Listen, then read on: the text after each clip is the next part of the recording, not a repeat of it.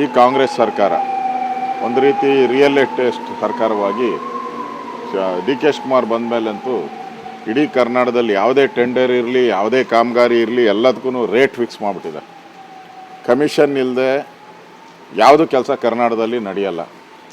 Square ಫೀಟ್ಗೆ building ಕಟ್ಟಬೇಕಾದ್ರೆ square ಫೀಟ್ಗೆ 100 ರೂಪಾಯಿ fix ಮಾಡಿರೋವಂಥದ್ದು ಈಗಾಗಲೇ ಜಾಹೀರಾತು ಆಗಿದೆ.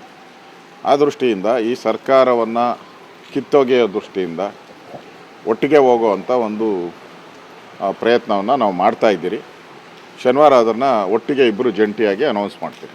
ಸರ್, ಕರ್ನಾಟಕದಲ್ಲೂ ಕೂಡ ಏನು KPSCಯ ಹಗರಣಗಳು ಕೇಳಿ ಬರ್ತಾನೆ ಇದೆ. ಪಶುವೈದ್ಯಕೀಯ ಇದು ಹುದ್ದೆಗಳಿಗೆ ಯಾವ ರೀತಿ ಆಯಿತು ಅನ್ನುವಂಥದ್ದು, ಇದನ್ನು BJP ಮುಂದೆ ಹೇಗೆ ತೆಗೆದುಕೊಳ್ಳೋದು?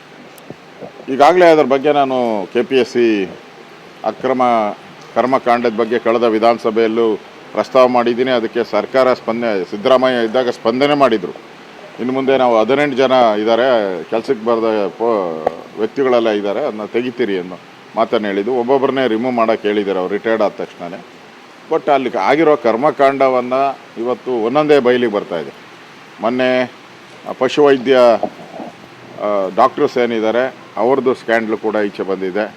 ಈಗ ಇಂಜಿನಿಯರ್ ಕಾರ್ಪೊರೇಷನ್ನಲ್ಲಿ ಇಂಜಿನಿಯರ್ಗಳ ನೇಮಕಾತಿ, ಅದರಲ್ಲೂ ಸ್ಕ್ಯಾಂಡ್ಲ್ ಈಚೆ ಬರ್ತಾ ಇದೆ. ಎಲ್ಲ ಅಕ್ರಮಗಳು ಇವಾಗ ಒಂದೊಂದೇ ಹೊರಗಡೆ ಬರ್ತಾ ಇದೆ. ಆ ದೃಷ್ಟಿಯಿಂದ ಈ ವಿಚಾರನೂ ಕೂಡ ವಿಧಾನಸಭೆಯಲ್ಲಿ ನಾವು ಚರ್ಚೆ ಮಾಡ್ತೀರಿ.